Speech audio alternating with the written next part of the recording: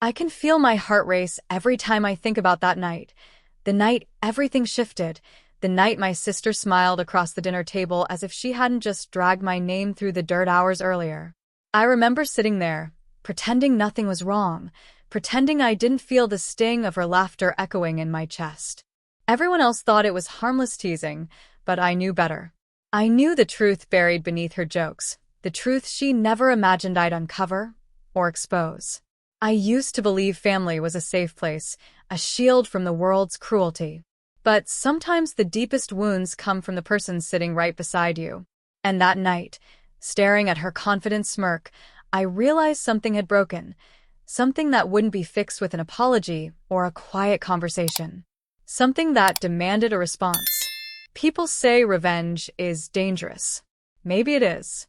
But when someone you trust twists your life into their entertainment, danger becomes a small price to pay for justice. What she didn't know was that I had already discovered her secret, a secret big enough to tear apart the perfect image she hid behind. And before that dinner was over, I decided exactly what I was going to do with it. The only question left is, would you have done the same? Before everything spiraled into the mess that changed my life, my days looked ordinary. Comfortably predictable, even. I worked a steady job at a small marketing firm. Nothing glamorous, but I liked the rhythm of it. Mornings filled with coffee and client calls, afternoons of quiet focus, evenings where I could finally breathe. I wasn't someone who chased chaos. I preferred stability, routines, knowing where things stood. And for a while, that felt enough. My sister, Mara, floated through life in a completely different way. She was the type who turned heads anywhere she went. Loud, charming, impossible to ignore. People loved her the moment she walked into a room. I used to admire that about her, even envy it a little. When I was steady, she was on fire. Where I was thoughtful, she was impulsive. But somehow, despite our differences, we managed to stay close. Or at least, that's what I believed. Family dinners were our constant. No matter how busy we gathered every weekend at our parents' house. I always found comfort there. Warm lights, familiar smells, the soft hum of conversations overlapping. It felt safe, unshakable. But even in those cozy moments, there were signs I ignored. Little comments from Mara that felt sharper than they should. A strange tension in her smile. Times where she'd go quiet when I entered the room, only to laugh with everyone else the moment I walked away. I brushed it off as stress, or her need to always be the center of attention. Sisters had their moments, right? That's what I told myself. Still, something uneasy lingered. I'd catch her watching me when she thought I wasn't looking, eyes that held something I couldn't decode. And then there were the sudden shifts in how people treated me. Friends who seemed distant. Coworkers who looked at me with a hint of something, pity maybe? Confusion? I wasn't sure. I chalked it up to overthinking, the kind of spiraling that happens when you're tired and not paying attention to your own needs. But deep down, I felt something moving beneath the surface. A quiet shift in the air around me, like a storm building behind a curtain. I kept going anyway. I worked harder, tried to be more present, showed up to every family gathering with a smile, even when I felt stretched thin. I wanted peace. I wanted things to stay the way they had always been. I didn't know then that peace wasn't an option. That someone I trusted was unraveling the threads of my life one by one. The week before everything fell apart, I remember a moment that should have warned me. Mara had come over unexpectedly, letting herself into my apartment as if she owned the place. She wandered around like she was inspecting something, asking questions that felt strange, too specific, too curious about things she usually never cared about. When she left, I felt unsettled, like she'd taken something with her, even though nothing was missing. I pushed the feeling aside. Because that's what you do when you don't want to believe someone close to you could be the source of your unease. You rationalize it. You wrap it in excuses. But the truth was already spreading like a crack in glass. Looking back, I can see how all the pieces lined up, the shifting glances, the offhand remarks, the sudden distance from people I thought I understood.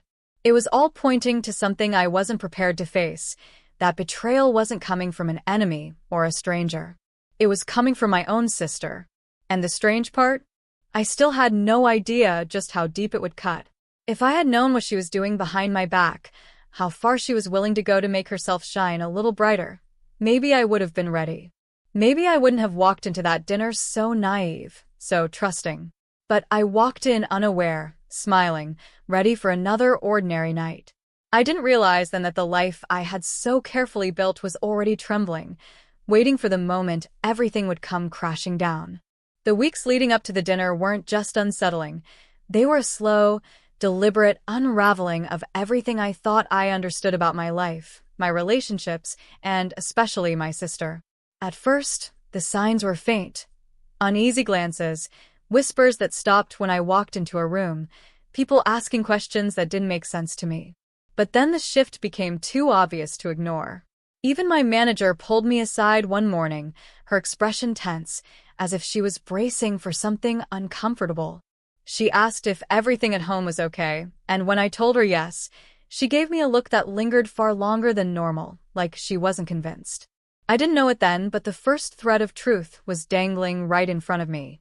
Everything started with a rumor. A quiet, persistent whisper at work that I had been stealing client data, something so far from who I was that I actually laughed when I first heard it. But the laughter faded quickly when I realized the rumor was spreading. People I had worked with for years suddenly acted cautious, guarded, as if I were a ticking bomb waiting to go off. I remember sitting at my desk, staring at my computer screen without understanding a single word on it, trying to piece together why anyone would say something like that about me. My chest tightened with anxiety, and behind it, a rising sense of anger. I knew I wasn't perfect, but I had always been loyal, honest, steady. I had earned every bit of the respect I had.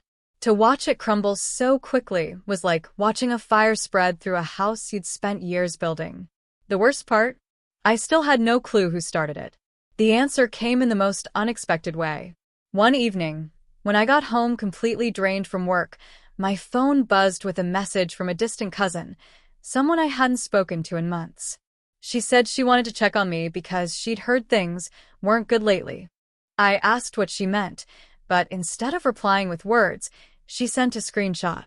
A long, detailed message in a group chat I wasn't part of. A message about me. A message sent by my sister.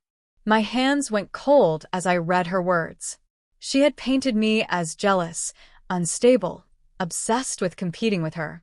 She claimed I was sabotaging my coworkers because I couldn't stand seeing other women succeed. She even went as far as to suggest that I had mental health issues and needed help. Every sentence felt like a punch to the stomach. My sister, the person I trusted more than almost anyone, was deliberately destroying my reputation. And for what? Attention? Sympathy? To make herself look like the victim? Reading her lies, I felt something inside me harden. Not break, harden. I tried calling her that night, but she didn't pick up. I tried again the next morning. Nothing. She knew exactly what she had done, and she was waiting for the fallout. But she underestimated me. 2 days later, the second blow landed. A coworker I was close with pulled me aside and quietly showed me an email that had been forwarded to him. It was a long complaint letter about my unprofessional behavior, sent anonymously to upper management. The style, the tone, it all felt familiar, though I couldn't place it immediately. Until I read the last paragraph. It included details only someone close to me, someone with access to my personal life, would know. My breath caught in my throat. It was her. It had to be her. That night, I tore my apartment apart looking for answers. Anything that could help me understand why my own sister would do this.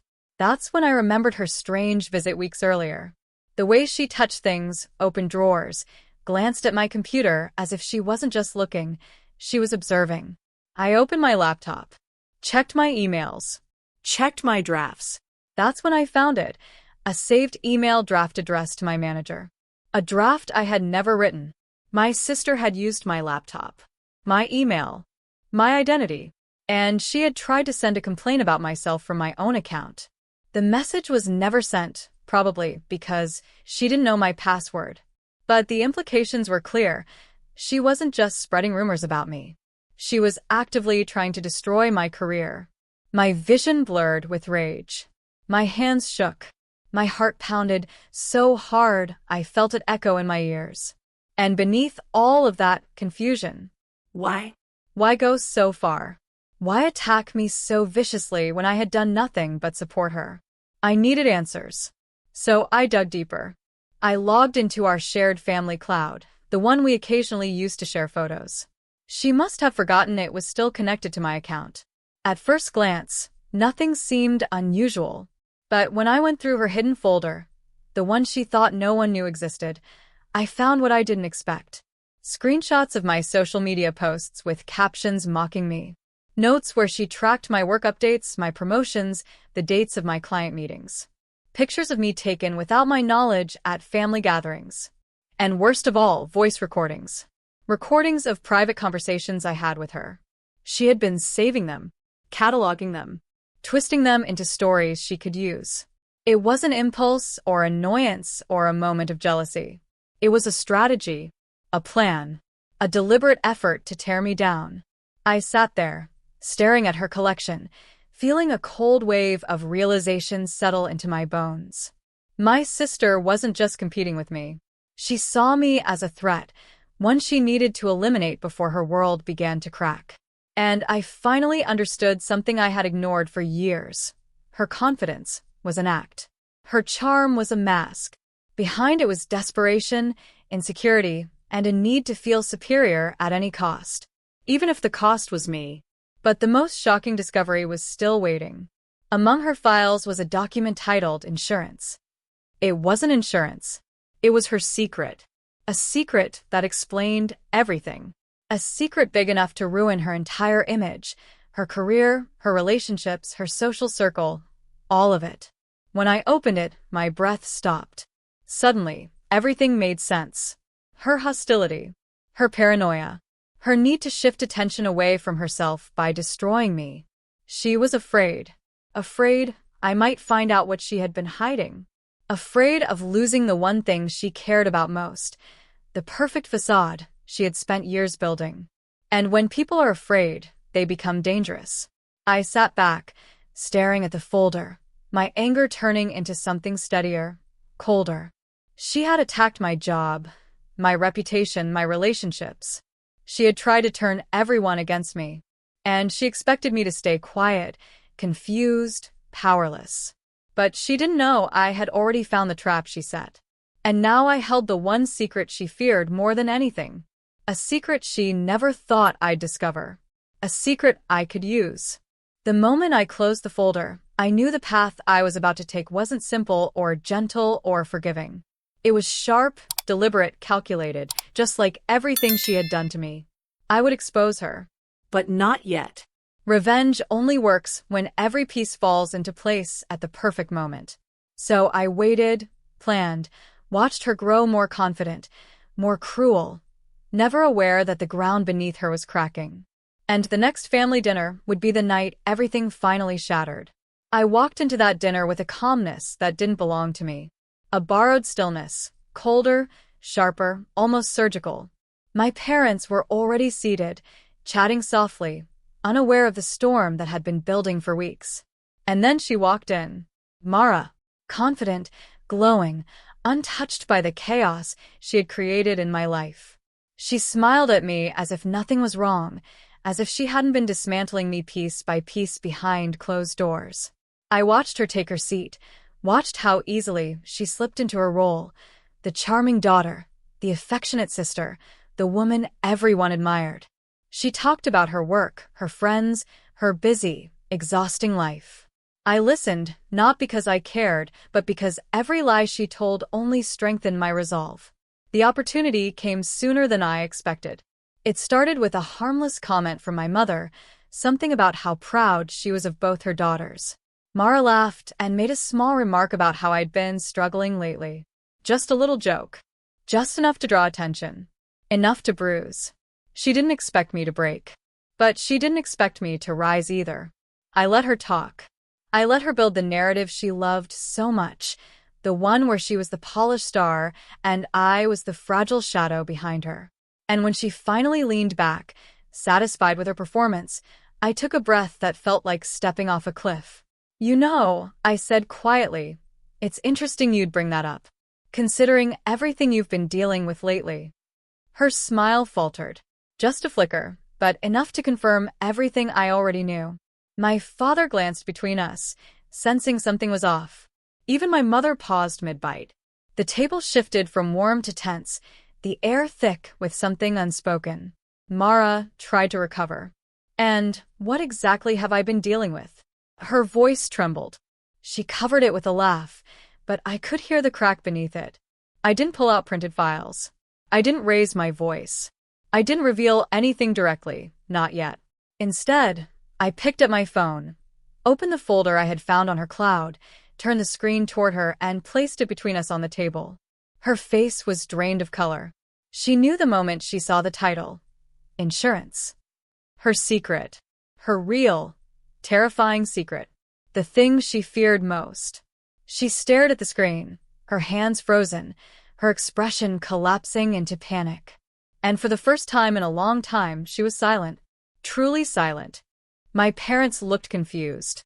They didn't understand what they were seeing, but they understood her reaction, her sudden inability to breathe, her trembling fingers, her eyes darting around like a trapped animal. "What is that?" my mother asked. Mara couldn't speak. I didn't have to say much. That was the beauty of it. After weeks of planning, after months of damage she had caused, the climax wasn't a dramatic explosion. It was quiet, controlled, precise. "It's something she's been hiding," I said, my voice calm. "Something she's been terrified someone might discover." My father leaned forward. "Mara, what is she talking about?" But she still couldn't speak. She knew exactly how much I knew. The recordings, the fake emails, the secret project she had stolen at work and passed off as her own. The lies she'd spun not just about me, but about everyone. I didn't need to expose every detail. Not here. Not yet. Instead, I slid the phone closer to her. "If you want to keep pretending," I whispered, "go ahead. I'll wait." Her hands shook as she grabbed the phone and locked the screen. She tried to control her breathing, tried to steady her expression, but it was too late. The facade she had polished so perfectly for so many years was cracking in front of the very audience she cared about most. Our parents. "Why do you have that?" she managed to whisper. "Because you weren't careful," I replied. "And because you should never have come after me." My father looked between us with rising concern. What did she do? I expected her to fight back, to lash out, to deny everything. But she didn't. She just stared at me with this look, this terrified, broken realization that she had lost control. And that was the moment I had been waiting for. Not the moment she fell. The moment she understood she was falling. I stood up slowly. My chair scraped the floor, echoing louder than it should have. Everyone froze. I reached into my bag, pulled out a small USB drive, and placed it on the table beside her plate. "That," I said, "goes to your boss in the morning. Unless you're ready to tell them yourself." Her breath hitched. She whispered my name like a plea, like she still believed she could sway me. But she couldn't, not anymore. I took a step back from the table and looked at her one last time. This wasn't about destroying her. It wasn't about revenge for the sake of revenge. It was about restoring my life, my dignity, my voice. She had taken so much from me. Now she would lose only what she built on lies. "You wanted to ruin me," I said. "But you forgot something." I don't break quietly. The room was silent. My parents were stunned, unable to process the storm unfolding in front of them. Mara sat frozen, her entire world tipping beneath her. Then I picked up my coat, walked toward the door, and said the words that ended the night, and changed everything that followed. "You should start telling the truth before someone else tells it for you." I left the house without looking back. But the real fallout was only just beginning. Walking out of that house felt like stepping into a different world, one where the weight I'd been carrying for months had finally shifted, but not disappeared. My body was buzzing with adrenaline, my mind replaying every second of what had just happened. For so long I'd been trapped in her shadow, drowning under the lies she spun so effortlessly. But that night, for the first time in a long time, I felt like I had air in my lungs again. Yet freedom doesn't arrive cleanly. It comes with echoes. The morning after the dinner, the fallout began faster than I expected. My sister tried calling me twice, then 5 times, then more, but I didn't answer. I didn't need her explanations or excuses. The truth was already unraveling without my involvement. By midday, I received a message from a coworker. Rumors about me had suddenly gone silent. The people who had avoided me now looked confused, unsure what to believe. Word spreads quickly in offices, and just as quickly in families. My parents reached out too, concerned, shocked, wanting to talk things through. But I knew those conversations would happen on my terms, when I was ready. Not out of panic, not out of guilt. Meanwhile, Mara's carefully curated world began to fracture. The USB drive I left on the table wasn't empty. It contained a sample of what I had found. Not everything. Not the full archive. Just enough to make her realize that if she chose not to confess, someone else would. I didn't even have to deliver it myself. Fear did the job for me. Within 24 hours, she had already reached out to her boss. I learned later that she tried to frame it as a moment of weakness, a lapse in judgment. But secrets rarely stay controlled once they're exposed, especially ones as damaging as hers. The company launched an internal review. She was suspended. The polished image she built so painstakingly began to crumble. And for the first time, the consequences she had dodged for years finally caught up to her. But this isn't a story about watching someone fall and celebrating it. It's about what happens after the fall, after the revenge is set in motion, after the confrontation is over, after the adrenaline fades and the quiet returns. Because the quiet is where the truth settles. I expected to feel triumphant. I expected catharsis, satisfaction, maybe even relief. And yes, part of me felt stronger, steadier, no longer shaped by the fear she had created. I had reclaimed my voice.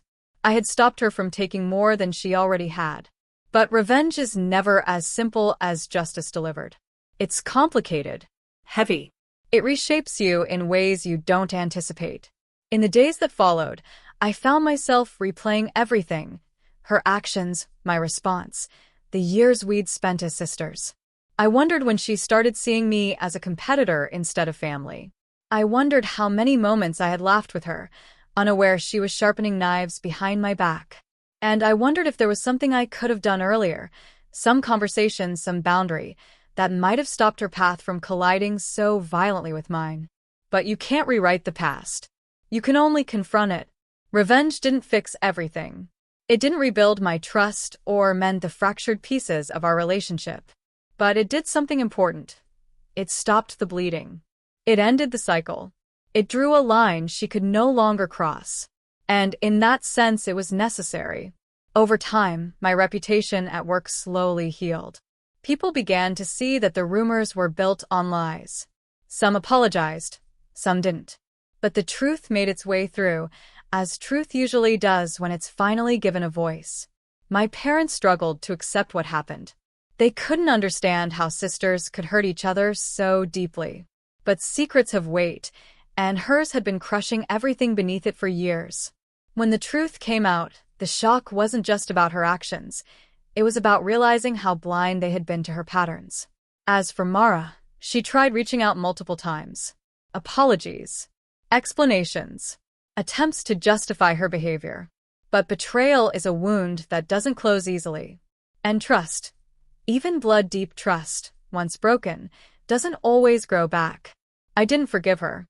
Not yet. Maybe not ever. But I didn't continue the war either. There was no need.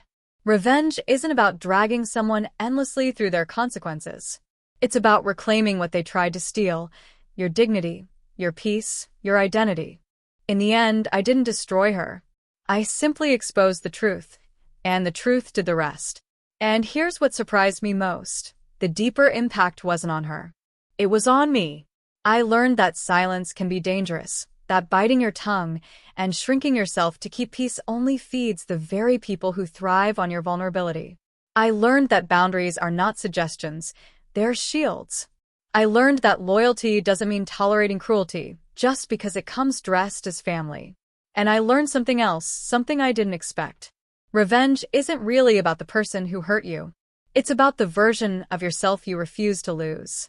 So when people ask whether I regret what I did, I always answer the same way. No. Because I didn't act out of spite. I acted out of survival.